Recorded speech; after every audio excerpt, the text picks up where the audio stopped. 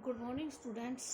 आज हम जो जनजाति भारत की जो जनजाति पढ़ने जा रहे हैं वो कौन सी है? आपकी गोंड जनजाति। ठीक है, तो संख्यात्मक जो दृष्टि है उससे संख्यात्मक दृष्टि से जो गोंड है वो भारत की सबसे प्रबल जनजाति मानी जाती है।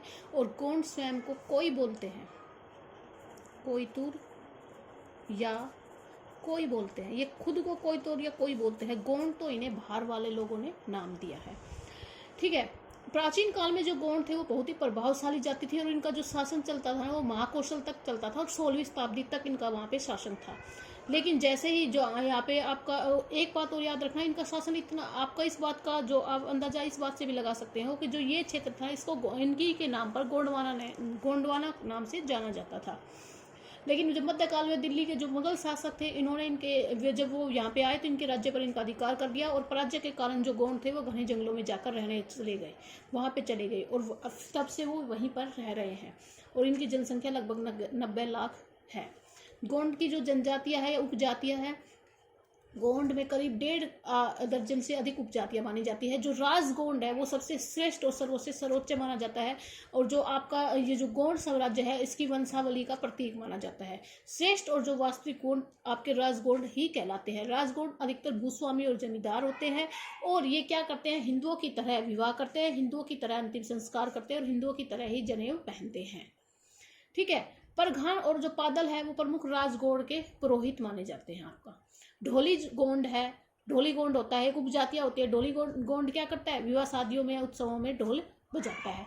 खटोलिया भी क्या करते हैं, एक संपन्न जनजाति है जो आपका समीपवर्ती जो हिंदू है ना उनकी तरह आपका जीवन व्यतीत करती है। कोई कोपाल क्या है, कोई कोपाल पशुपालक जो होते हैं ना उनको कोई कोपाल बोला जाता है। अब देखो इनका निवास क्षेत्र कौन सा है। जो आपका जो गोंड जनजाति है वो सतपुड़ा पर्वत श्रेणी से लेकर गोदावरी तक फैली हुई है। इसमें कौन कौन सा आता है, उत्तर प्रदेश से लेके आपका उत्तर बिहार से और दक्षिण में आंध्र प्रदेश से लेके आपका पश्चिम में महाराष्ट्र और पूर्व में उड़ीसा तक ये पूरी जनजाति आपकी फैली हुई है। मध्य प्रदेश में ये कहाँ पे रहती है, मध्य प्रदेश में छिंदवाड़ा में सबसे अधिक मोस्टली आपकी मध्य प्रदेश छत्तीसगढ़ में पाई जाती है। मध्य प्रदेश में कहाँ मिलेगी, छिंदवाड़ा में, बालाघाट में, मांडला, इन जिलों में ये पाई जाती है। इन जिलों में 1/4 से 3/4 तक जनसंख्या गोंडों की पाई जाती है। सेकंड है आपका छत्तीसगढ़। छत्तीसगढ़ में आपका कहाँ कहाँ पाई जाएगी, छत्तीसगढ़ में दक्षिण में स्थित जो बस्तर जिला है वो क्या है, बस्तर जिला एक कटाफटा और दुर्गम पहाड़ी क्षेत्र है जिसमें यहाँ पे मुरिया और मारिया नामक गोंड जनजाति आपकी पाई जाती है। बस्तर के अतिरिक्त ये दंतेवाड़ा में, आपका कांकेर में, बिलासपुर में, दुर्ग में, इनमें ये पाई जाती है। इसके अतिरिक्त कहाँ कहाँ मिलेगी, उड़ीसा में, आपका आंध्र प्रदेश में, तेलंगाना में और महाराष्ट्र में गोदावरी और जो चैन गंगा है उसके मध्य में ये गोंड जनजाति आपकी पाई जाती है। अब जो भौगोलिक दशाएं हैं वो देखो,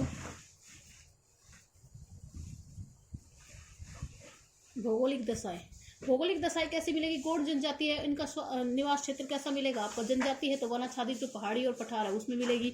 लावा की मोटी परत मिलती है यहाँ पे और पथरीली और रेतीली मिट्टी पाई जाती है। मिट्टी है वो कम उपजाऊ होती है। आपका सतपुड़ा, आपको मध्य प्रदेश के जो भाग होते हैं उसमें सतपुड़ा पर्वत होता है, महादेव और मैकाल की पहाड़ियां हैं और बस्तर में की जो पहाड़ियां हैं वो भी लगभग 1300 मीटर तक ऊंची पाई जाती है, यानी कि चारों तरफ से पहाड़ी से घिरे हुए हैं आपका। और जो इंद्रावती नदी है, नर्मदा नदी है, ये क्या है, इनकी प्रमुख नदियां हैं, यहाँ से बहने वाली प्रमुख नदियां हैं। इनकी पठारी और पहाड़ी जो जो क्षेत्र है होने के कारण जो गोंड क्षेत्र है उसकी जलवायु आपके निकटवर्ती क्षेत्रों से विषम पाई जाती है, यानी कि यहाँ का जो तापमान है वो सदा 15 से 30 डिग्री के मध्य पाया जाता है और वर्षा आपकी 150 सेंटीमीटर तक होती है। इसमें जो आपके वन है वो पाए जाते हैं साल, सागौन, जो मानसूनी वन पाए जाते हैं, साल, सागौन, शीशम में आपका महुआ, बर्रा, हुर्रा आदि प्रकार के वन पाए जाते हैं। इसमें जो आपके जंगली जानवर हैं वो आते हैं बारहसिंगा, बाइसन, चीता आदि पाए जाते हैं। इनके शारीरिक लक्षण कैसे हैं,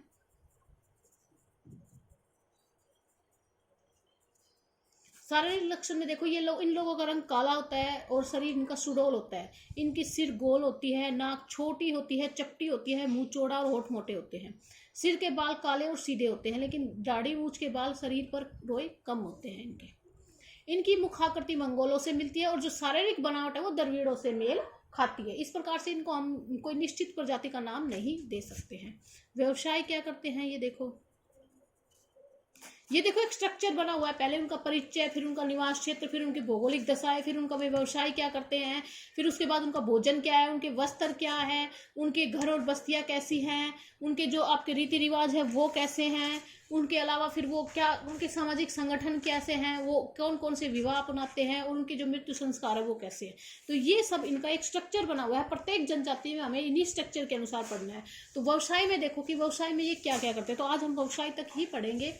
तो देखो अनेक वर्षों तक जो गोंड है वो उनका मुख्य व्यवसाय क्या था, शिकार करना और मछली पकड़ना था। लेकिन अब हालात कुछ बदल गए हैं। मैंने बताया था कि हर जनजाति है वो धीरे धीरे बाहर आने लग रही है। इनमें क्या कर दिया और कुछ कारण क्या है कि भाई जीव जंतुओं के शिकारों पर आप प्रतिबंध लग चुका है, और जो वन होते हैं उनको सुरक्षित बोलते हैं ना, आरक्षित वन और संरक्षित वन कर दिया गया है। तो अब गोंडों के पास क्या बच गया है, गोंडों के पास अब सिर्फ एक ही आपका वो बच गया है, वो है आपका खेती करना। गोंड है वो स्थानांतरित कृषि और स्थायी कृषि दोनों प्रकार की कृषि करते हैं। स्थानांतरित कृषि को दिप्पा बोला जाता है। क्या बोला जाता है आपका, दिप्पा, ठीक है। इसमें आप स्थानांतरित कृषि को आपको पता होगा कि भाई कोई जमीन है, जो जंगल है उसको काटते हैं, पहले उसी राख को उसी जमीन में मिला देते हैं और उसको साफ करते हैं और वहाँ पे कृषि करते हैं, और वहाँ पे फिर वो उसकी जब वो फसलें कम होना स्टार्ट कर देती है तो दूसरी जगह वो कृषि करने लगते हैं, ठीक है। तो जो आप ये, लेकिन ये जो कृषि करते हैं तो ये क्या होता है कि भूमि उपजाऊ नहीं है, उबड़ खाबड़ जमीन है, आपको पता है पर्वत है, चारों तरफ तो उपजाऊ भी नहीं है और उबड़ खाबड़ जमीन है। तो यहाँ पे ये क्या करते हैं, कुदाली और फावड़े से जो पुराने के औजार होते हैं उनका ही प्रयोग करते हैं और बहुत ही कम उपज ये देते हैं। ना तो इनके पास उत्तम बीज होते हैं, रासायनिक उर्वरक, सिंचाई मशीन किसी का भी ये प्रयोग नहीं करते, और मुख्यतः मोटे अनाज का उगाते हैं, जैसे ज्वार हुआ, बाजरा हुआ, कुटकी हुआ, आपका कोदो हुआ, ये उत्पन्न करते हैं, ठीक है। तो ये इसके अलावा जो देखो गोंड जो महिलाएं होती है ना, वो लगभग धान के प्रतिरोपण में वो बहुत ही कुशल होती है, अत्यंत निपुण होती है, और खेती जो होता है उसका 70% है ना वो महिलाएं करती है। 70% कार्य कौन करती है, महिलाएं करती है। स्थानीय बाजार से इनका सीधा संपर्क होता है, इसलिए जो अपने कृषि के उत्पाद है वो डायरेक्ट जाके बनिए और जो बिचौली होते हैं उनको ये बेच देते हैं। और जो आपके जो भूमिहीन किसान होते हैं ना, उनमें बाल मजदूरी की प्रथा बहुत अधिक प्रचलित पाई जाती है। गोंड खेती के साथ साथ आपका पशुपालन भी करते हैं और दूध के लिए गाय भी पाले जाते हैं। जो आपके जो रावत जो गोंड होते हैं वो क्या करते हैं, आसपास के जो शहरी इलाका होता है उसमें जाके दूध और दही बेचने का काम भी करते हैं। इसके अलावा सुअर और जो मुर्गी पालन है इस पर बहुत अधिक ध्यान दिया जा रहा है। गोंड मुख्यतः मछली पकड़ने के व्यवसाय पर निर्भर करते हैं, और वनवासी होने के कारण ये लोग जंगलों से जो उपयोगी वस्तुएं होती है ना उनका एकत्रित करते हैं और उन्हें बाजार में बेचते हैं। जैसे जिसमें सेमल की रुई आ जाती है, आपकी चिरौंजी आती है, शहद आता है, महुआ आता है, इन सबको इकट्ठा करके ये बेच देते हैं। इसके अलावा जो कुछ जनजाति है या गोंड जनजाति के कुछ उपवर्ग है वो आपके कुटीर उद्योगों में भी लगे हुए हैं, जैसे लुहार के लिए आपका साधारण उपकरण बनाना। आंध्र प्रदेश और विशाखापट्टनम में जो आपके गंजम जिले में बसे सावरा जाति है ना, वो बहुत से गोंड क्या करे हुए हैं, कुटीर उद्योगों में लगे हुए हैं।